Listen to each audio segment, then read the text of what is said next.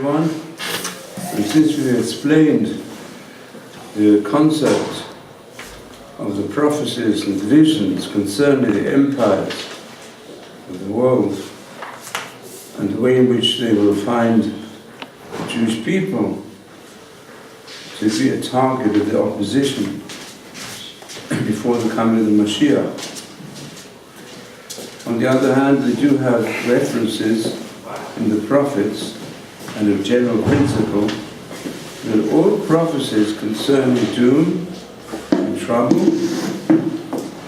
can be transformed into the opposite through the power of Teshuvah. And perhaps I will mention the final words of the last prophet of Israel, Malachi. It says that there's going to come, I'm going to send Eliyahu Navi, Beshiv Levavot Apanim, and his spirit will bring us Teshuvah to the people of Israel and to the world, and he'll bring back the children of Hashem to go back to accept their Father in heaven. And then in the same verse it says, lest I come and bring complete destruction upon the world. Penavo biketi et haaretz cherem. Cherem means complete destruction. So, first of all, there's a question here on an oral interpretation of all prophecies, which is that no prophecy ends on a note of doom. And this prophecy prophesies doomsday, as it's called today. And we all have blinkers, Baruch Hashem. We don't know really all the dangers that face life on this planet. But those that do investigations, they all say, you know, doomsday surrounds us. It's a miracle we've survived till now against the doomsday syndrome. What's the doomsday? The type of weapons and the type of movements of hatred and Cold War and warm war that is spread all over the earth. It's becoming a great threat. So the answer is to this, it really lies in the word pen, because they're two words for something that might happen. Pen means something we don't want to happen. And when it says a phrase like lule, or like it's in Hebrew, halavai, these are also possibilities that might happen, but they're things that we hope to happen. Lule hemanti, I have to look at the phrase lule frequently in the Tanakh. Pen is something you don't want, lule is something you do want, which you're not sure about. So therefore, Hashem is saying there will come a power of Teshuvah lest the worst thing happens. And because there's a suspect of the worst thing happening, that brings people to recognize we've got to change. And who's got to teach this to people? We, the people of Israel. So I'll quote again what I said yesterday, now I know more clearly who it was said and when it was said, but right at the conclusion of the Second World War, Stalin and Eisenhower, they made a declaration. They said, unfortunately we had no choice, we had to do it. We dropped atomic bombs on Hiroshima and Nagasaki. But now we have a great responsibility. How we're going to change the world. The world won't go into an arms race of non-conventional weapons. They saw this coming. So they said, we hope that the Jewish people, that they're the ones who will teach us. At the time, there were, even Stalin, we know what happened to him afterwards, but so let's not go into that. But at that time, they felt the enormous responsibility for all life on this planet. And who's supposed to solve it? we the Jews. And they're quite right, because that's our purpose. And I would even go further and say, why did Hashem help us in a miraculous manner to come back to our homeland at a time when Hashem also knew that the Muslims were regarding the land as being theirs, which is already mentioned also in the ancient traditions.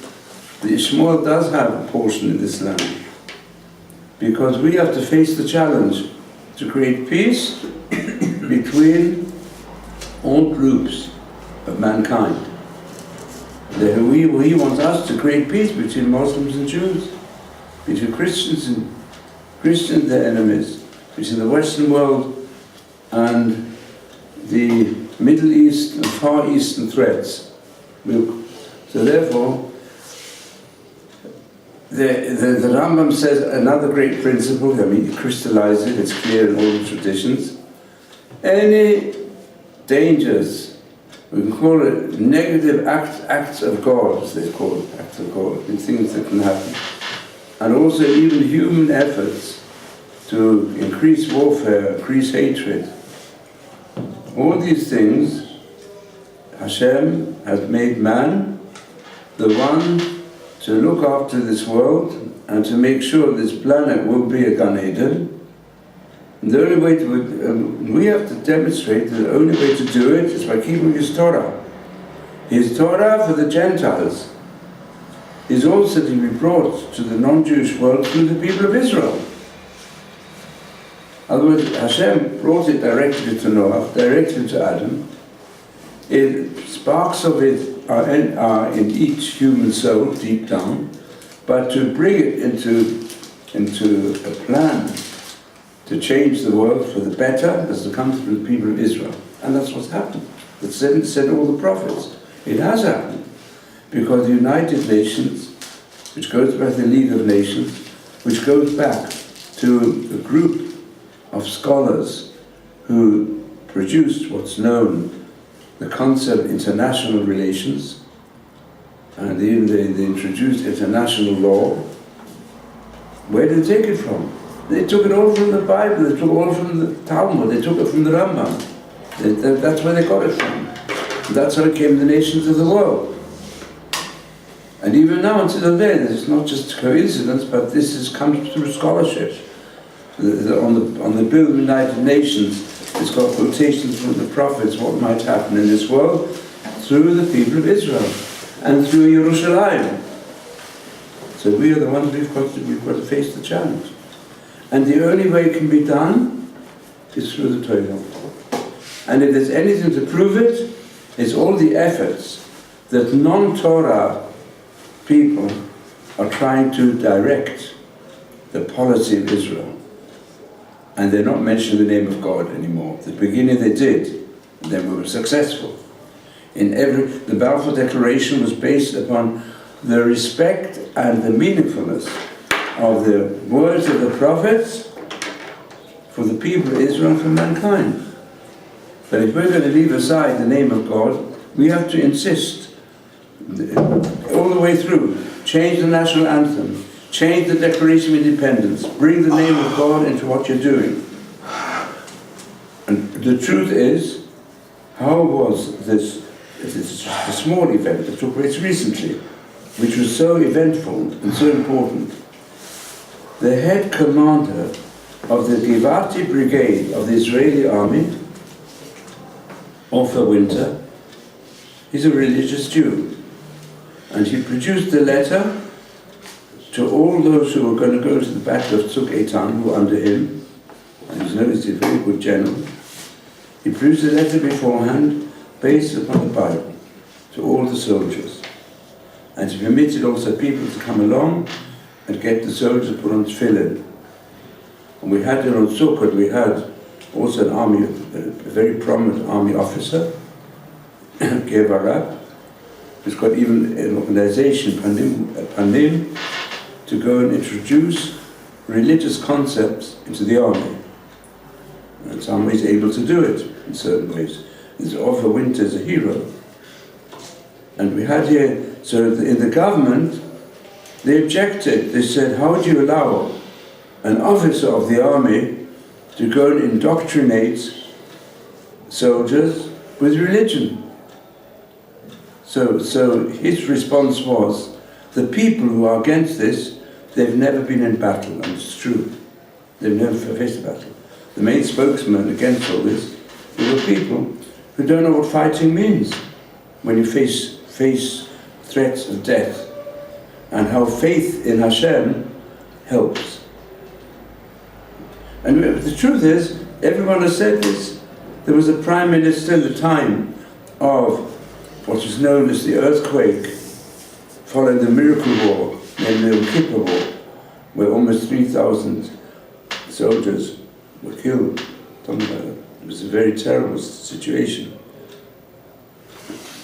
And in the middle of the war, the then Prime Minister, Golda Meir, she gave a talk to English-speaking journalists, primarily Americans and others, in which she quoted the Bible. He said, God will not forsake his people. He's not going to forsake his people, and he's not going to leave aside his inheritance that he's given to the Jewish people, which is the land of Israel. So she said that as an encouragement and hope. So the religious members of Knesset went up to him and said, listen, you said a very good speech there. Why do you say it in Hebrew? Why do you say it in Hebrew to the nation? That's what the nation's waiting for. So she said, well, she's been in politics, a political leader of at that time it was the Marach, the Mapai, who didn't think that you should mention the name of Hashem. And therefore she never mentioned his name in any of her political speeches, because that was their policy. She said, if now in the middle of the war she'll say it in Hebrew to the people, then the people will say it means we've lost the war. Because if she changed it in such a way that she never mentioned anything religious, and now all of a sudden she does, so people who are not yet really following full trust in Hashem, and they're far away from it, and some are opposed to it, so they're going to say, well, it means she's lost her mind. Therefore, we're in a hopeless situation. But really, she says, she's always believed in Hashem. And she believes these verses are true. Because deep down, when you're faced with death, the threat of death, as well known, the famous statement from the time of Napoleon and the battles, that there's no such thing as atheism or Gnosticism in the trenches. No such thing, it doesn't exist. Everyone, when he's faced with the possibility of death, he tries to cling to the straw of Hashem. And there's so many individuals who've been through this process. Thousands of Baalei Tshuva have become Baalei Tshuva as a result of this. But why should we have to be in a situation that people have to be near death before they can recognize Hashem? We Jews, from birth, we recognize Hashem. And that's what we've got to spread to the world. Don't wait till you're almost dying. And then sometimes you actually do die before you trust in Hashem, believe in Him. Believe in them and train your children, believe in them from birth onwards. And then you'll be successful. And that applies to all human beings. And we have to spread this in the world. So this is the general message. But now the other words of the Rambam I do want to say, very important. He said like this, all the prophecies and all the statements of the sages concerning what is going to happen, we don't really know what they really mean in practice until they happen. All we do know, for sure, that if we do teshuvah, they won't happen. It's said that all over the Tanakh and all over the Midrashim. And if we don't do teshuvah, how they'll happen we don't really know. And I'll say this also particularly about this question. There's a question all the commentators about the four empires. Which is the third empire, which is the fourth empire. Even the Ramban says that he seems to follow the view that although Ishmael Islam is going to be a sort of power, but they'll never have universal power. And the Ibn Ezra, who says the fourth empire is the Islamic empire, he interprets all the passages. Ibn Ezra was a fantastic Bible commentator, very deep, very sharp. So he says the leopard, which we've been discussing, is the third empire, which is most of the commentators, and also the Ramban. He said the fourth empire is the leopard. We already discovered the four wings. We discussed that already quite extensively. So the Ibn Ezra says this is the Greek and the Roman Empire together. And what's the unifying factor is that the truth is Roman civilization, which expressed itself in building and controlling, in introducing law and order, and especially also Roman law was a great development. But what are the philosophical sources of the Roman civilization? They come from the Greek civilization. Therefore, the leopard is a reference to the third empire, Greek and Roman together. And certainly historically, which is then the fourth empire. The fourth empire referred to is the Islamic empire, which I'm very great. Now you ask about China and so on. History has shown until now that even the Ramban and the others, they do say that either one of the feet, or at least one of the toes of the fourth empire, animal or idol, is a reference to Ishmael. It would be like a later development of anti-Semitism from the Roman Empire. I mean, the Romans would take over most of the world, but that would be also part of it. But today, we see that Islam, as trying to make a worldwide empire, if we include Iran also in this group, the Iranians also are close to, in their religion, to Islam. So this is a great threat to the world today. And you speak about China and other countries, Pakistan, who knows? We don't know what's going to happen. But as things are today, it would appear Ibn Ezra was right. And there's a similar concept developed by the Arizal. It's also great minds. We know most about the Arizal from his disciple, Chaim Vital. So Chaim Vital says, from the basis of the Zohar, the Arizal, there'll be a fifth empire. He goes according to you, the fourth empire is the Roman Empire, and the fifth one is the Islamic Empire.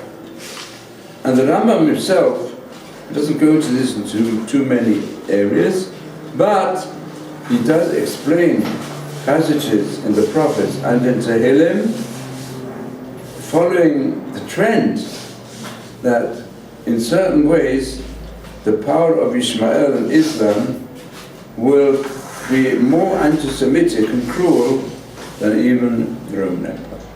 But all these things the Rambam says, we'll only know when it happens. So, from all this discussion, I'd like now, I've given you these pages, I want to continue with page Chof Aleph, to how this all affects the concept, the way the Maral has explained so far, that the third empire is the Greek Empire, and the Greek Empire, from a point of view of wisdom, was on the highest level of mankind, Yesh Chochma B'Koim Ta'amin, and has spread knowledge going all the way through to our own day, because it's quite true. There are very many men of letters of Roman civilization who developed Greek philosophical and moral concepts. It's well known, it goes on till today. Also in Christianity, which is an outflow of the Romans, but there's a lot of philosophical and moral literature they've developed. And that's the Ish Chochma B'Goyim. And that's why they found, to some extent, their opposition, if they were not ready to be subservient to like Alexander the Great, and like many others that followed him, But so many others said no. Judaism is inferior to Christianity. And so, even, let's say, biblical criticism is based primarily upon the Christian concept that Judaism must be inferior to Christianity. And therefore, in order to explain many things in the Bible, they had to make Bible criticism the only way. Otherwise, there are prophecies in the Bible that surely show us that Judaism is the correct religion and pure monotheism is the correct religion. But to be able to change that was easier with criticism. I'm not surprised that there are all types of critics who, especially coming from Germany, with an anti-Semitic spirit, as well as the spirit, Western civilization is certainly greater than Jewish civilization, and Christianity is greater than Judaism. So, however, from the Bible we see the opposite, so therefore they say, we'll cut the Bible in pieces.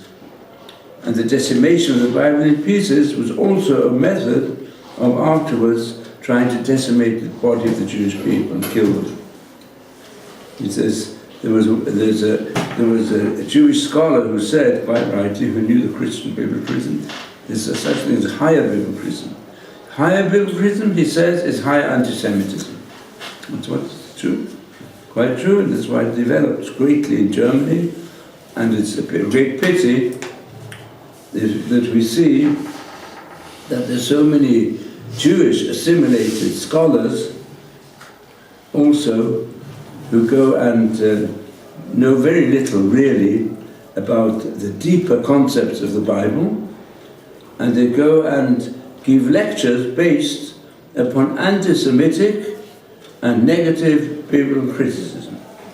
I've had here the Yeshivat, Boruch, who went to courses, Jewish age center courses, yeah, you can learn Bible at the Hebrew University.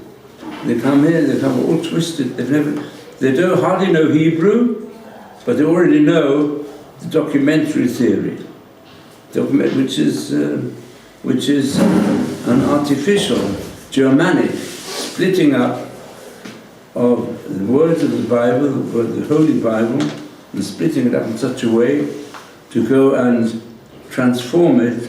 In fact, they even produced a rainbow Bible, which each source was given a different color. So this is what we're faced with today. And that's one of the problems. You see, Hebrew University took as its motto, it says, Lo b'choach, lo b'chai, lo b'choach ki b'ruach. The symbol of the menorah is described by the prophet Zechariah, Lo, not with force and not with strength, but by my spirit, said Baruch Yamar Hashem, with my spirit. And the menorah expresses the spirit of Hashem, of God. So what are these agnostic, so-called Bible scholars, but really Bible destroyers, what did they do? Yeah, at Hebrew University also, they employ such people. Their motto is just changing a yud. And we've got to spread the spirit of the Jewish people. They say the spirit, but leave out the yud. They don't want to recognize the spirit as the God spirit. It says ki bruchi, so they change it. And of course, this concept of changing Pesukim is one of the regular ways of introducing agnosticism into the Jewish religion and the Jewish culture. And I was shocked when I came here to Israel the first time, and I saw a big parade. Was the first visit? I saw a parade, a Yom Ha'atzmaut parade, where they changed the pasuk. Zeh hayom asat sahal nakila v'nismacha bo. They said, this is the day that the army has created. Let's rejoice with them. They take a pasuk. The pasuk says, Zeh hayom asa Hashem. Hashem did it.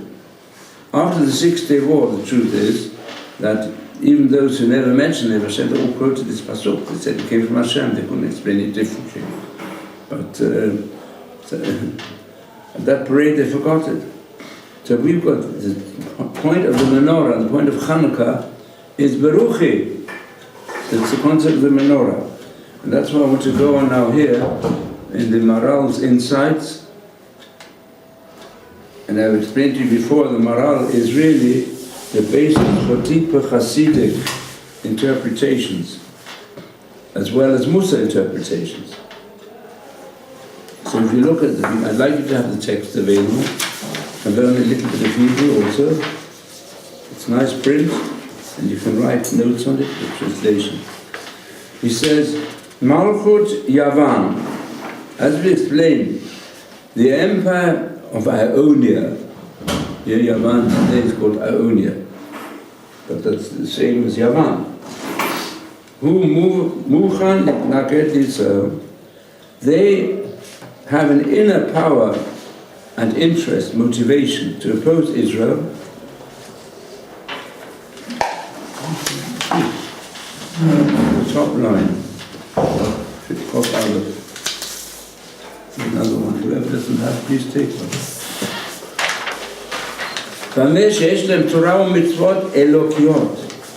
It's the aspect that they have Torah and mitzvot which are divine.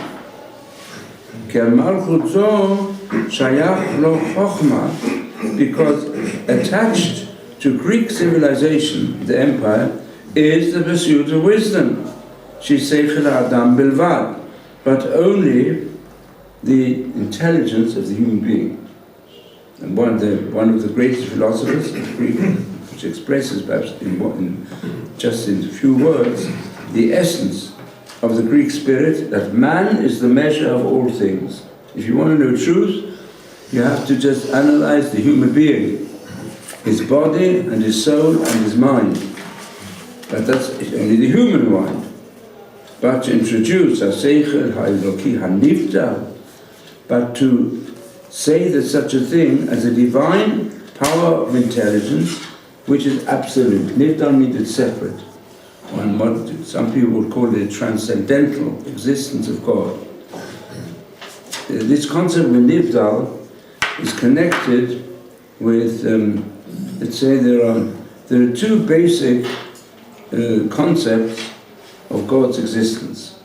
One is immanent, that means that God is within nature, which has many forms. It's got a form of animism of ancient times, then pantheism, also developed animism. Animism says in every material thing there's also, anima is a soul, there's also a spiritual aspect. Even plants have a certain spiritual aspect in that they've got a power of growth and reproduction, which is the basic element of the plant world. Then you have all living beings, that in addition to having an inner power of life, of growth and reproduction, they also have an inner power that they've got senses whereby they can see and feel and hear other things. They've got, some have even senses that are better than the sense of the human being. They can hear things beyond the range of the human being. Some can see things like birds beyond the range of ordinary human eyes. So therefore they do have senses, and they have power of mobility. That's a life power. You can't just refer to that as being pure chemical elements that work together. There's something more here. It's the animal power. Then you have the human beings also got intelligence. And then the human being has something more. That's what we say, got even more than intelligence, got a lot of different powers. But to say that there is a power that's immanent in nature, and we can say to a certain extent, all science is based upon the concept of nature, the wisdom, and the laws of nature with a capital N. So it means that you can't explain anything without a certain power within. So the higher philosophy, well, that's a concept of God. God is within nature. But God above nature, no, we can't do. God above time. God who's above infinity and above eternity and above matter and energy. That they don't accept. Then there are others who say the opposite. They say nature is all material, but God is above the material. These are the days. And God can't concern himself really with nature and with what's going on in the world. Because God is a complete spiritual power. That's the deists. And then you have the pantheists. But the third approach is the approach of the Bible, approach of Am Yisrael. We say God is both. God is Kadosh and Boruch. And that's clear that Hashem is the power of God above time, space, and above nature, but he constantly is the source of nature as well. He's the source of everything. He's a constant creator. And today, there are many scientists that come near to this concept. They also say that the only way you can explain everything is that God, who is above all the energy, because science itself has gone to the extent to recognize that every aspect of the physical world is based upon a non-physical world, a world of energies, which is not physical. According to the very fine paradoxical but true statement of Whitehead, one of the founders of modern philosophy of science, he said, the concrete world has slipped through the scientific net. It doesn't exist anymore, the concrete world.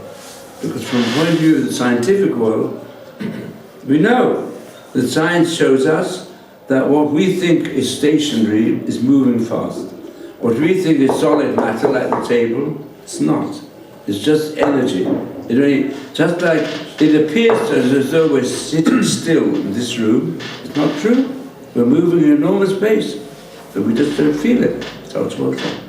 And if you think the table is solid, it seems to be, it's concrete, it's solid, but it's not at all. These are the atoms, the nuclear and electron, moving within the wood of this table at an enormous rate. And basically the table is energy, it's all energy.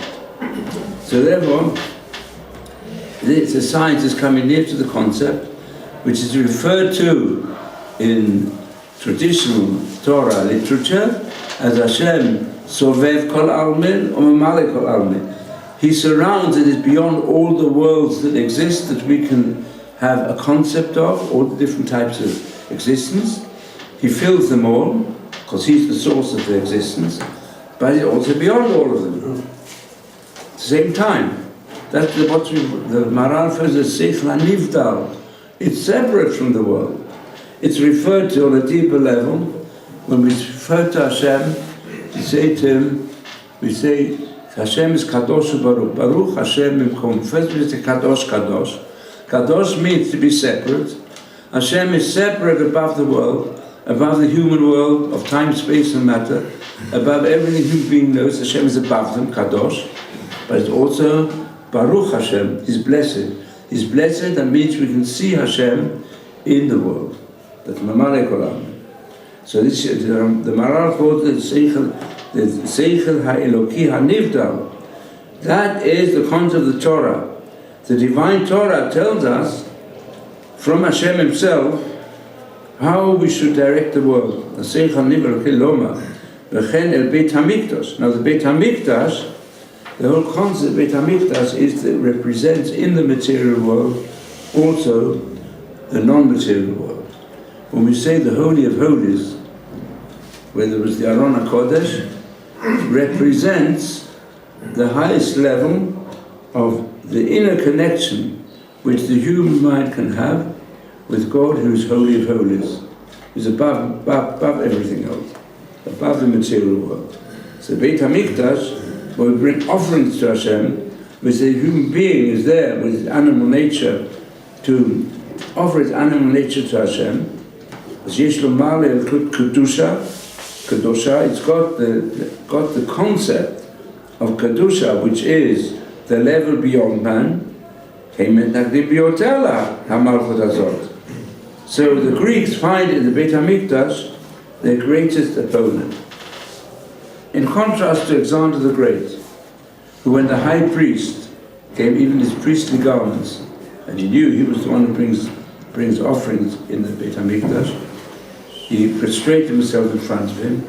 In contrast to the time of Shlomo HaMelech, when there came also different wise people from the other nations at the time of the Beit HaMikdash to bring their offerings. They recognized Kedusha. The Greeks wanted to remove this power from the people of Israel.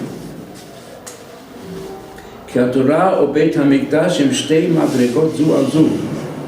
We know that the Torah, which is the literature we study, both the written and the oral tradition, and the Beit HaMikdash, which is the concrete expression of that literature, of the divine intelligence, there are two levels, one on top of the other. Where do we see it? Because we find constantly, also in Pirkei Avot in the 5th chapter, but also elsewhere, B'chol Makom, Shnaim Eilu B'yachad. We say, Yiratzon Ufanecha, we say, may it be your will, Shibone Beit HaMikdash, B'mheru V'meinu, Shibone Beit HaMikdash, B'mheru V'yomeinu, V'sen Chalkeinu V'torata Yechol. You know the Nibon? Join in. Shibone Beit HaMikdash, B'mheru V'yomeinu, V'sen Chalkeinu V'torata Yechol. Shibone Beit HaMikdash, B'mheru V'yomeinu, V'sen Chalkeinu V'torata Yechol. Shibone Beit HaMikdash, B'mheru V'yomeinu, V'sen Chalkeinu V'torata Shibone Beit HaMikdash, B'mheru V'yomeinu, V'sen Chalkeinu V'torata Yechol. Yitz Hashem, you can hear this song being sung by far better voices than we have at the moment, including myself. One of the beautiful, but what lies behind? Why do these things go together? We hope that it will be rebuilt, and you'll give us our portion in the Torah, because the Torah is the level of Kedusha. It's got holiness. Holiness means the basis of Torah is beyond time, space, causality, and energy. That lies in the Torah as far as it applies to our life. And that was represented more concretely by the Beit HaMikdash. That somebody would say, why don't, for example, there's a certain person, in fact, I'll tell you who it was, I think he doesn't mind us saying this, the one who developed Skype, called the Beremeister. He's an Australian Jew, became a multi-millionaire, billionaire, when he sold Skype.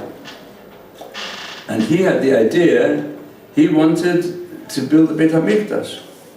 He said, as he can give talks about it, he wants to make Jerusalem the center of the world. I think he would build the Beit HaMikdash. But he gradually found out more about Judaism. By the way, our Australian representative in Sydney, it's from there, knows him quite well. It's Chaim Ingram. And he gave a few talks here, and some people from the Yeshivat spoke to him about it. So now he realizes that we can't do it. Yeah. But there are many people, therefore he wants to make Jerusalem the World Tourist Center. He's working in that direction. And he realizes we've got to bring Am Yisrael to Teshuvah. Because many people say, why can't we build the Beit HaMikdash? People say in Halakha there are problems about it, certainly. Halachic speaking, we can't do it. But some people, but they don't know so well all the halachic aspects. They say, let's build it. Yeah, and that's one of the problems that's going on now with the Arabs. Well, they're afraid there are some Jews who want to remove the mosque and build a temple. So it makes them very upset. Their whole religious concept that Islam has to rule. And we've spoken about this all before. Anyway, the din is, we cannot build the Beit HaMikdash. And why not? Because Hashem says, what do you mean? In fact, it would be such a political mistake to even consider a plan of building Beit HaMikdash, like also the Sanhedrin, as long as the Jewish people, as a whole, or the majority of them, are not religious, so the Beit HaMikdash becomes a farce. It becomes impure. Of course it becomes impure. What do you mean? People think Beit HaMikdash is there It's there, it's true, it's there for the time when politics will be directed by the Torah. But as long as people don't believe in the Torah and don't follow it in their lives, it can't be done. That's what we say. Ten chalkeinu b'toratecha is a substitute. We have to fulfill our portion in the Torah, each one of us, to come as far as each one of us can in fulfilling the Torah in our lives. Because even when the first sanctuary was built, Hashem said, "Vasu li mikdash," yes, make for you mikdash, the sanctuary, "V'shachanti b'tocham," so that I will dwell amongst the people of Israel. So people have to have an aim. I want my life to be filled with godliness. I want my life to be filled with Torah or mitzvot. Then I can be, as it were, an example of the essence of the Beit HaMikdash. If you have that, then the Beit will take on meaning. There's a lot of meaning in all these things. And as a recent a great Baal Teshuvah was Henri Baruch. He was the professor of psychology and psychiatry at Sorbonne University, and he became Baal Teshuvah. And he describes the significance of animal sacrifice, which was instituted to replace human sacrifice. And he says today, unfortunately, the rule of the world is human sacrifice, of the destructive world. They think for their aim, whatever they may be, they're going to kill human beings. And that's a great danger. It's happened in the instincts of the human being. And it's corrupting mankind in the divine image. And the concept of using animals for human purposes lies at the root of the animal soul of the human being channeled towards holiness instead of towards self-destruction of the human race. The suicide syndrome which exists today is a danger, because not only an aspect of individual suicide, it's spreading to become a concept of national suicide, and who knows, international suicide. And the world is racing towards it. They're so stupid, the world, once they become infected with this terrible disease, that why did they take notice, as they did straight after the expression of Stalin and Eisenhower at the end of the World War II. It's a terrifying situation. The only thing that can change it is that can change it. So let's all work in that direction. Any questions? I have a question about what you say about man. It's nice of me to tell everybody, but inside man, a man's utakin bifnim. If he does something wrong, inside he's shalem. He just said that he's going to make tshuva. But anybody who inside is not tukin, inside he's not whole inside, and he's not going to bother him. He's just going to carry on how he was before, and go along with his animal's instincts.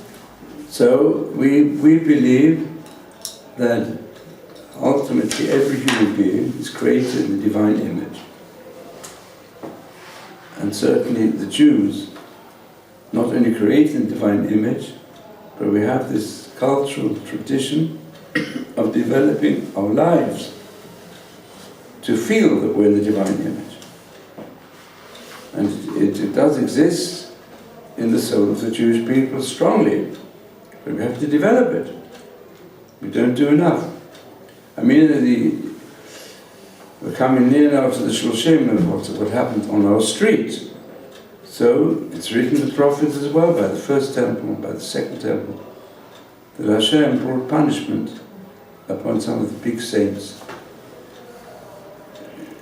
Which we say, these saints, they tried their best, but perhaps they didn't do quite enough. We say the Sarah Haran Malchut, the 10 great saints who were cruelly killed in the most cruel manner possible by the Romans, came to atone for the 10 brothers, the sons of Yaakov, who also wanted to kill Yosef, which is discussed In other words, it's the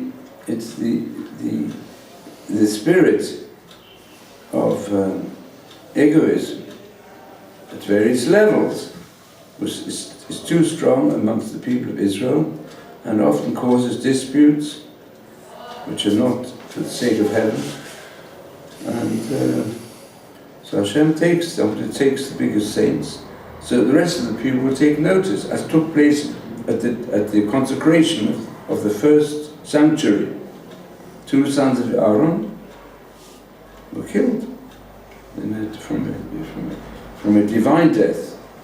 The simple explanation of the verses is they wanted to bring an offering which is not commanded by Hashem. They thought they could offer themselves to Hashem according to their ideas, rather than following Hashem exactly. They were superb religious people, but they didn't have sufficient consideration. They were young and impetuous. They thought they've got religious ideas which are not commanded by Hashem.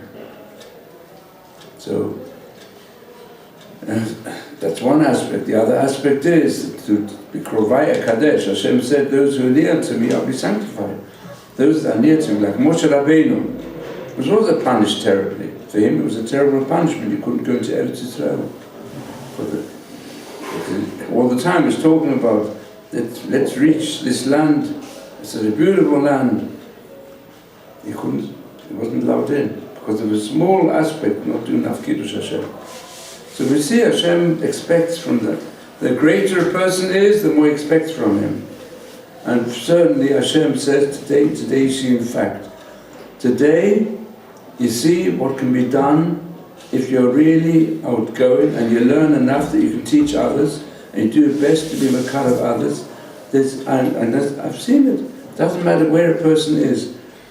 Let's say, I think that take a person who's known to be so anti-religious. If I would have time, I wouldn't have so many other responsibilities. I know, because I've done it before. I can bring, and Hashem gave me at a certain time the possibility to give a fortnightly shiur to the President of Israel. And he's changed. He became more religious. I don't know how far it went. It had an impact. You have to have shiurim in the Knesset. You have to have shiurim in all these different. Well, as a person has to recognize what there is primary, what priority text has to do. So that's why I thought in these years I want to try and train the students here and my children. They should all become kiruv workers. They should all go into kiruv. I can't do it. I can do a bit myself, but I want them to do much more. They can do much more. And every person has to know you've got to learn enough and also train your character and discipline yourself enough that you have a good impact upon others and take out those who, as I say, there's no such thing as a non-religious person. Israel not yet religious. Ein davar kamo ish lo dati. Po you come here, ani dati, ani lo dati. I said, ein davar kamo lo dati. Ach adayin lo dati. He doesn't express his religion yet because it hasn't been developed. I just gave the example of Golda Meir. I'm sure there are more people working on her. She would become religious. And I'm sure at the end of their life, nearly all of them become religious. I remember when I first came to Israel, I came with a group of young rabbis, and we interviewed all the different heads of the parties. And the head of the Communist Party was a person called Moshe Snare. So I still remember my arguments with him. And he believed in totalitarianism of the communists. He was an atheist. So I said, your name is Moshe Snare. It's Moshe Rabbeinu, by divine revelation at the bush, Sinai. So I see that you believe in communism like Torah Moshe Emet. You call it Moshe and Snare. So we had a humorous discussion, but it wasn't humorous. I said to him, communism bankrupt, we get nothing from it. We discussed the communist ideology that I contrasted with Torah ideology. We had a very good argument. Before he died, he said a confession, and he asked his son to say Kaddish for him, and his son became a traditional Jew. You can say, traditional Jew also was a member of Knesset, and the Boruch did the Tshuva. And same, I'm almost sure, with enough activity from Kiruv workers, you can conquer the Jewish world today. And if you conquer the Jewish world, make Kiddush Hashem, then you can spread, conquer spiritually the whole world. That's it. That's our challenge, for each one of us. So therefore you have to learn, and you learn in order to teach, and to take, and to participate in the shurim as well. That's why do I give you these texts? I've got students who are great in Kiruv, yeah, some of them in different ways, and they took notes, and they, whatever shurim they had, they took notes, and they tried, and then they used them after to teach. They went to different colleges, and they taught others. So you can all do that in different ways. You should work hard at it. You can reach a high level of being partners in the future redemption. So keep these pages, and continue to just later. Words you don't know, you can write in English.